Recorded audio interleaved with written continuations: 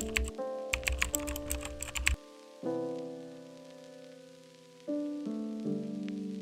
everyone, welcome back to my channel. I hope you're all doing really well. So in today's video I'm going to be showing you how to make this really cute fairy pillow. So let's get into the tutorial. For the pillow, the main part of the pillow, I am going to be using this cream yarn. It's sort of a mixture of double knit and chunky. The label says chunky, but I definitely think that this leans more towards like an Aran or a double knit. It's definitely like a finer chunky, if that makes sense. So this is about 100 grams, but I'm going to probably be using about 150 in total just to be on the safe side. And then for the cross stitch part of the pillow, I'm going to be using these colours. I'm going to be using the sparkly light blue double knit acrylic yarn for the main part of the bluebells, and then I've got a darker blue to contrast the top of the bluebells. For the stem I'm using this deep kind of aubergine purple colour, and then for the butterfly sections and the outlines of that, I'm going to use sort of this dark brown and black, and then for the leaves, green. So this is a 3.5mm hook, which is technically not the recommended size for that yarn. I think the recommended size is probably about a 5mm hook, but my tension's quite loose and I just want all of the stitches to be nice and condensed and there not to be any gaps. So if you are finding that there are gaps in your work and you're using the recommended hook size, I suggest you size down a hook size to see if that helps. You're also going to need some scissors. Then for the cross stitch section you're going to need a fairly large sewing needle, so one with a large eye or just one with an eye big enough to fit your double knit yarn through. For the pillow you're going to want to refer to the graph to know how many chains you need to make and how many rows you need to do. So I've got 48 rows in total, so that's 46 by 48, which means I need to do 46 chains plus one for the turning chain and then 48 rows. If you want to make your pillow slightly larger, then you can extend this by just making a note of like adding 2 extra rows either side, or if you want to make it longer in height then you can add more chains. Again, I'd recommend that you make a note at the top and at the bottom of how many you added so that you keep the cross stitch design even and central in the middle. So I'm going to be starting off with a slip knot, and like I said I'm going to be chaining the height of the graph because that is going to make the cross stitch design so much easier to do. So I'm going to chain up 46 plus 1 for the turning chain.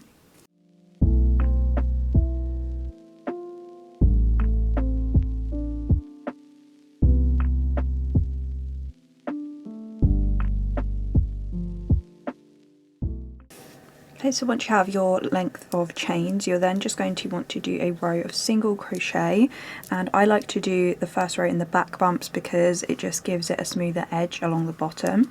So you're just going to want to basically take your chains, and instead of working into the second chain from the hook like this, you want to flip the chain over and insert your hook into that back bump. So that's that horizontal bump along the back of the chain, and then make your single crochet. So you want to yarn over and pull through that back bump, and then yarn over again and pull through those last 2 loops. So that's your single crochet. So I'll do that one more time. Insert your hook into the next back bump, yarn over and pull through, then yarn over and pull through those 2 loops. So you're going to want to continue that single crochet stitch all the way across until you get to the end, and I'll have 46 stitches in my row, and then I am going to show you the next row. So once you have finished your single crochets in your first row, your second row is simply just going to be done by turning the work around. So I'm not chaining 1, I'm just going to turn the work around and again repeat 1 single crochet into each stitch all the way across. And I'm going to loop this tail in so that I don't have to weave it in later. So I'm just going to do that by basically bringing my hook underneath that tail like that, and I'm just going to kind of hold it there with my finger, and then I'm going to complete my first single crochet as normal. So I'm going into that first V stitch right there in the row. It can be a bit fiddly, but it's that one right there, and then make your single crochet as normal. And you'll notice that when you tuck that tail over the top of the hook, it just tucks it in and weaves it into the work so that you don't have to weave in later. And you want to do that as many times, just tucking that end over the top of the hook for as many stitches as you need to make sure that it's tucked in. So as you can see, probably be tucked in by sort of the 6th or 7th stitch. So now I'm just going to go into my next single crochet, again looping that tail over, next single crochet, stitch, and make my single crochet again. So that's 2, into the next stitch, looping the tail over, and then going into the next stitch, making my single crochet again. That's 3,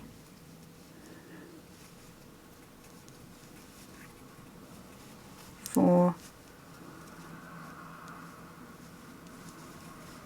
5, and I'm just going to basically continue that all the way across, and you're going to want to repeat your second row until you have the number of rows in the graph. So for me that's 48 rows. So essentially after every row, after row 2, you just want to turn the work and then do 1 single crochet all the way across. So it's nice and simple, and it just repeats all the way across until you have your 48 rows.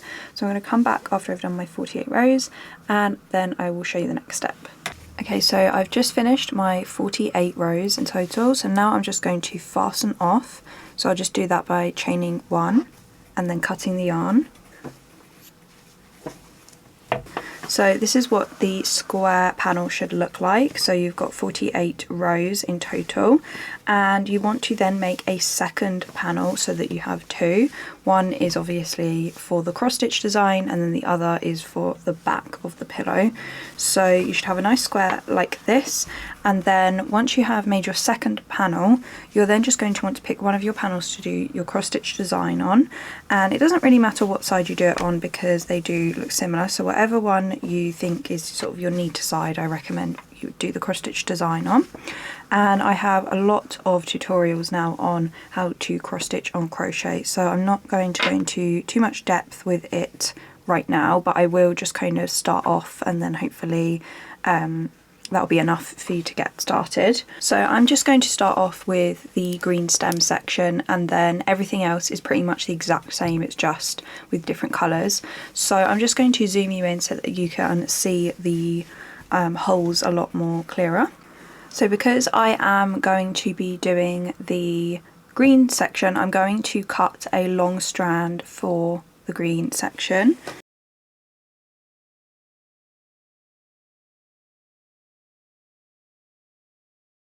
So I've got 2 strands, and you don't need to worry about doing a knot on the back. If you really want to, you can.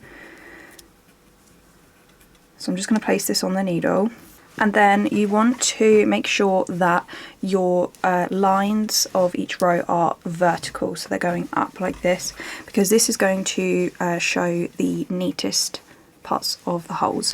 So when you pull apart your work, you'll notice that you've got these kind of dots going all across the panel, and we are going to be working in a 4-dot section to create the cross stitch squares. So each square on the graph is going to represent 4 holes on the panel. So just to kind of pull it apart, I'm just going to show you this section here. As you can see, there's kind of these holes going in a kind of square shape right here, and we are basically going to be counting across where our 24th and 25th stitches, so that we can start the bottom part of the stem. And you can also work from top to bottom if you want, it's just whatever works for you.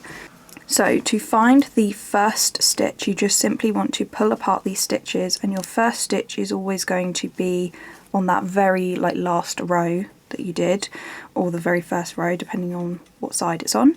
So as you can see, right on the edge I've got these holes going down, and you'll see that there's kind of holes going right along the edge, and then there's a second row of holes, and when you kind of pull them apart you'll notice these squares forming. So our first stitch to cross stitch is the 24th stitch of row 2. So I'm going to find my second row. So my first row is going to be this corner stitch right here, and as you can see it's these 4 holes, 1, 2, 3, 4. So that is going to be stitch 1 of row 1. So I want to find the second row, so this is going to be literally just 2 holes above this corner one. So 1, 2, 3, 4 is this corner stitch, so I'm just going to go up 2 from those top holes. So as you can see, all of these squares are technically connecting. Here is my first stitch of row 2, so 1, 2, 3, 4. This is my first stitch of row 2, and now I'm going to count across to the 24th stitch, and that is where we're starting. So here we've got our first stitch, move along 2 to the right horizontally, so 1 2 3 4, move along 2, 1 2 3 4, so that's the second stitch, move along 2 again, that's the third stitch of row 2, and so on. So this is the 4th stitch, 5th stitch, 6th stitch, 7th stitch, 8th, 9th, 10th, 11th, 12th, 13th, 14th, 15th, 16th, 17th, 18th, 19th, 20th, 21st, the 22nd, the 23rd, sorry, and the 24th. So once you have reached that 24th point, it is going to be these 4 holes. So here I've just counted these 2 holes as the 24th.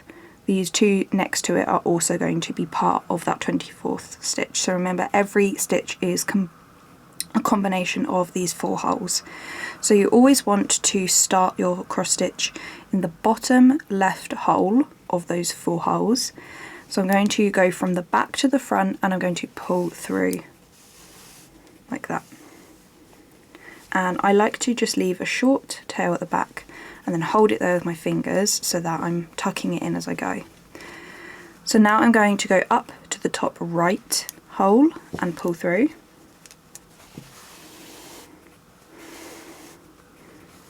Like that. And then I'm going to go to the bottom right hole from the back to the front and pull through.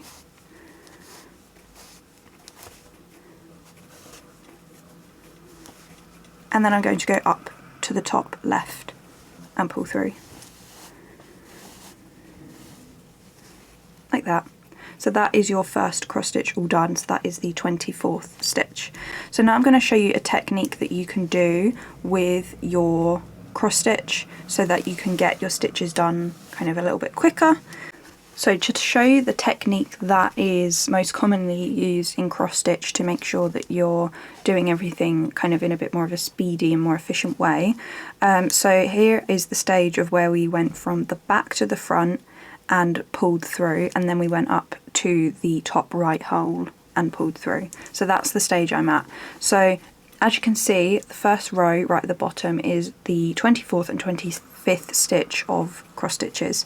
So I'm going to just show you how you can do the 25th stitch as well in the same like row. So instead of going down to your bottom right and then back up to the top left to complete the cross stitch, you want to go down to the bottom right of the 24th stitch, and now we go up to the top right of the 25th stitch and pull through like that. So you've now got 2 diagonal lines, and now because we've only got 2 stitches in this row, I can now complete my cross stitch and go back in the opposite direction into like the left direction. So now I'm going to go into the bottom right of the 25th stitch and pull through, and then I'm going up to the top left of the 25th stitch and pull through. And that's my first cross stitch completed. And then I'm going to go down to the bottom right of the 24th stitch and pull through. And then up to the top left of the 24th stitch and pull through.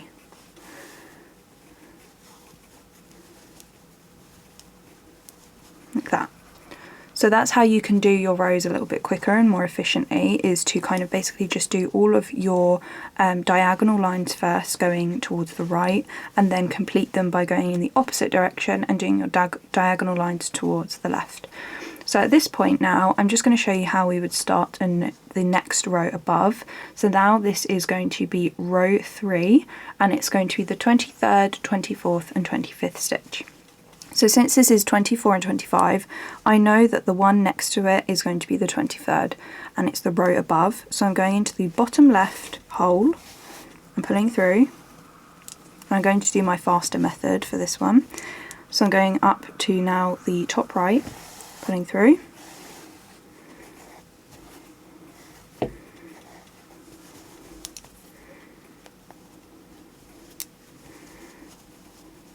and then I'm going to go into my next bottom left of the 24th stitch and pull through, and then go up to the top right of the 24th stitch and pull through,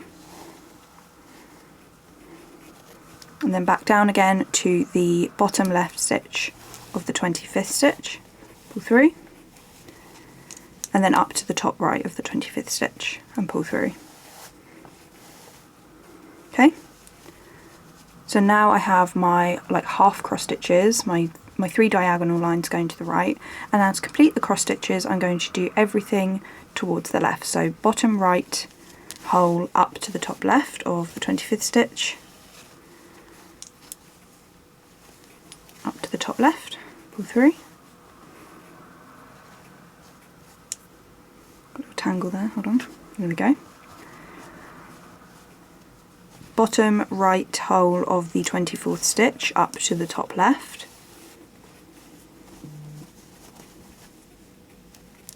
just pull that through. So that's the second one done, and then the last one, bottom right hole or up to the top left of the 23rd stitch.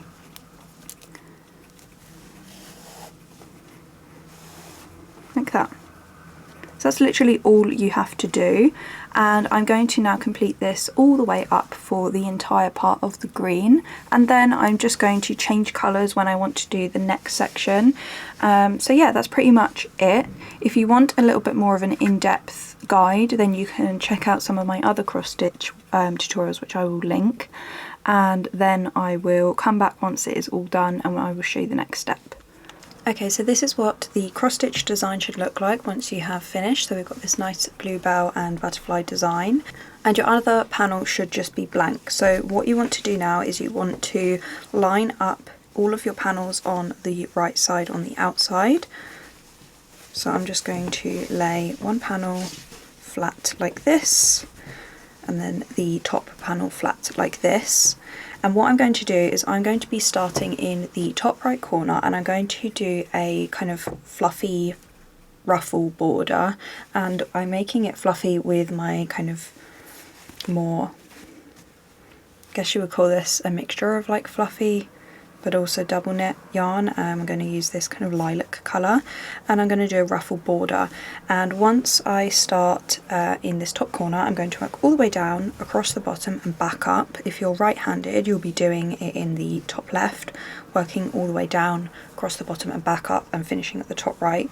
And essentially I'm going to be leaving the top blank for the time being, just so I can stuff it. If you are using like an actual blank pillow and this is as a pillowcase, then you can also do that, but I'm going to be stuffing mine because I don't have a pillow on me.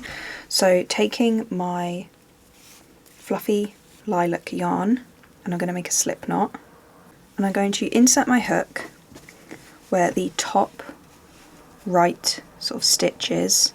Any stitch is fine, but just kind of grab that top right stitch, and also the top right back stitch of the back panel. So the front panel and the back panel stitches are attached, and you want to pull the lilac slip knot through both of those like that, and then just chain one to attach it.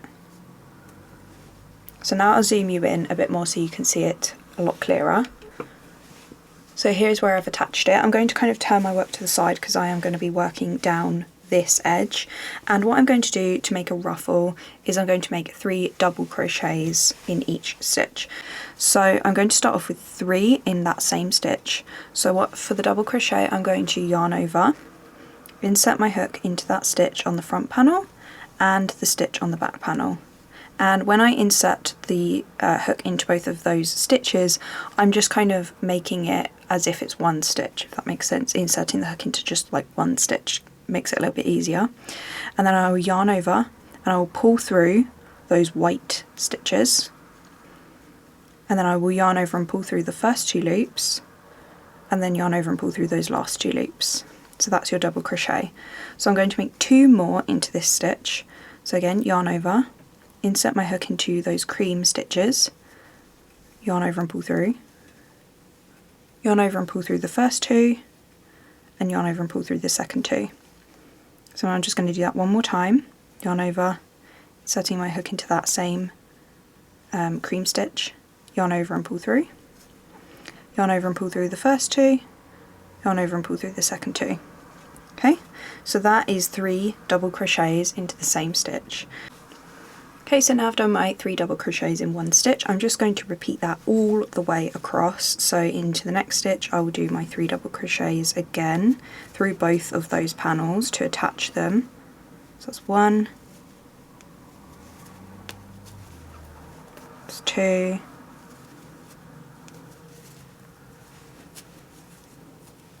that's 3, and again into the next stitch, 1, 2, and 3. So I'm just going to repeat that now all the way around so that I have my 3 double crochets into each stitch, and I will leave the top part blank so that I can stuff that later on, but I will just come back and show you when I do end up.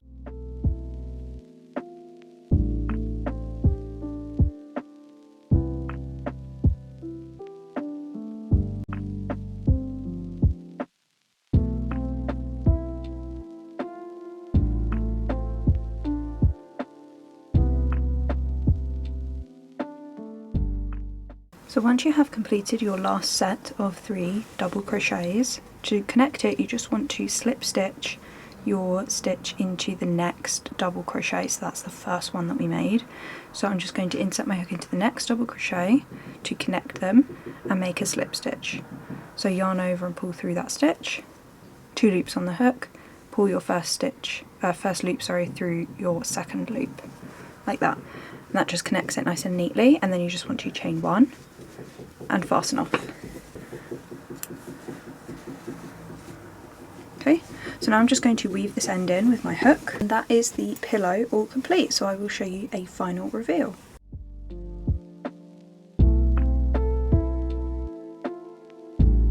Thank you guys so much for watching. I hope you all enjoyed this tutorial, and I would love to see the final results of your pillows on Instagram, so feel free to tag me. I'll see you all in the next one. Bye guys.